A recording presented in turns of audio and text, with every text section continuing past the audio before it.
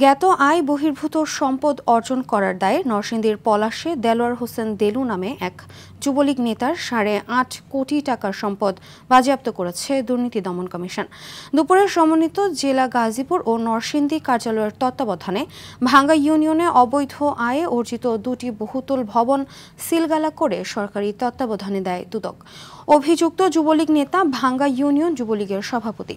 তার বিরুদ্ধে বিভিন্ন থানায় হত্যা, রাহাজানি, ডাকাতি, চাঁদাবাজি, জমি দখল সহ প্রায় অর্ধশত মামলা রয়েছে।